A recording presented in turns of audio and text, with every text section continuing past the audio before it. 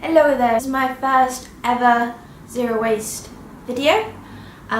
Firstly, I'm going to cover what is zero waste, then I'm going to cover why embarking on a zero waste living, why embark, you know what I mean. And finally, sort of a beginner's guide to how to do it. So first of all, what is zero waste? Zero waste living is about reducing how much rubbish goes into our bins. Why might we do that? Why isn't recycling enough? I tell you why. So, plastic takes a really long time to degrade. It takes plastic bags can take up to 1,000 years.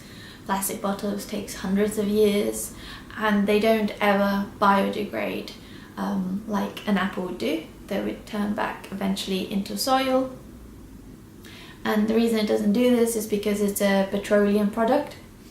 So it basically just degrades and degrades until it turns into microplastic, which pollutes our oceans, our rivers, our drinking water. And even when it hasn't,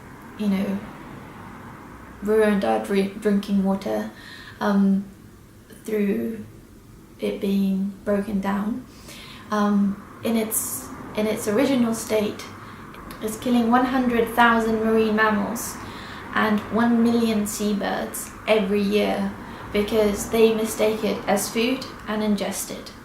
And then it gets trapped inside of them and they die a very painful death. So if we cut down how much plastic goes into our rubbish, it means that it'll eventually cut down how much plastic ends up in our oceans, and it'll mean that less animals are dying. Currently, plastic makes up about 40% of the world's ocean surfaces. 40%. And there are where is it?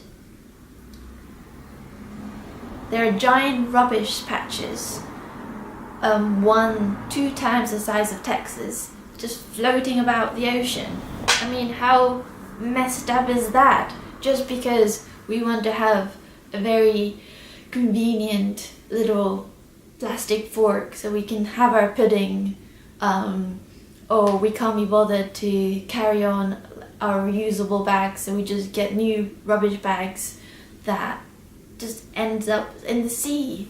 So it's basically to reduce our impact on the planet, for the animals and for ourselves, because we depend on the ecosystem services that the earth provides for us. One of them being safe drinking water, and plastic is polluting it. Okay, so we've covered what zero waste living is, why you might want to start your journey on zero waste living, and now we're going to cover how to get started. First, I'm going to have a drink because I'm thirsty. Talking is exhausting.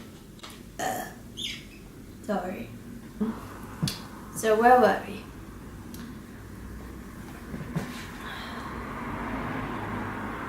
Okay, so you've heard me talk about what zero waste living is, why to do it, and now you're like, how can I get started? And I say, yay! Yay! Yay. No, I really am yay. If you want to get started, that makes me so happy. This sounds crazy, but look at your bin. Look at what you're throwing away. Because there's no point, but when I mean your bin, also when you're out and about, the things that you're throwing away, because there's no point in you buying a reusable coffee cup if you buy a coffee once a month, or you always drink in, It's about assessing where we can create the biggest impact. But if you realize that you do buy a coffee every other day, and by the way, coffee cups are not recyclable for the most part, then you might want to look into something that you can reuse. I occasionally, if I know that I'm going to go to a coffee shop and going to take away, I'll take on my own ceramic cup, and they're more than happy. They give you a discount. And that's one takeaway cup that hasn't needed to be used or consumed, or and it means that they buy less cups, and it's a win-win all around, really. So assess your bin, find out where you're throwing away the most stuff, or find out an area where you feel, hang on a minute, why are there so many plastic forks, and you think, I'm just going to start carrying my own cutlery around. So find an area that you think you can tackle, and then tackle it. Find an alternative, and more often than not, it's a really simple switch to make. And then after that, I was also going to say, follow other zero waste influencers, peeps, I don't know, who inspire you to make change, and who lift you up. If you find that you're following people that you start to compare yourself and you start to feel not so good about yourself and the journey that you're making, don't follow those people. Follow the people that make you feel great, and make you want to do better. The other thing that I would say would be research your area. Find out the things that are going on around you. Maybe there's a zero waste meetup group, or maybe there's a farmer's market or a bulk shop. You don't really know what's there until you look for it. And then the other thing would be to assess your budget. Your budget? Yeah, your budget. Your money budget, your time budget, and your ability budget.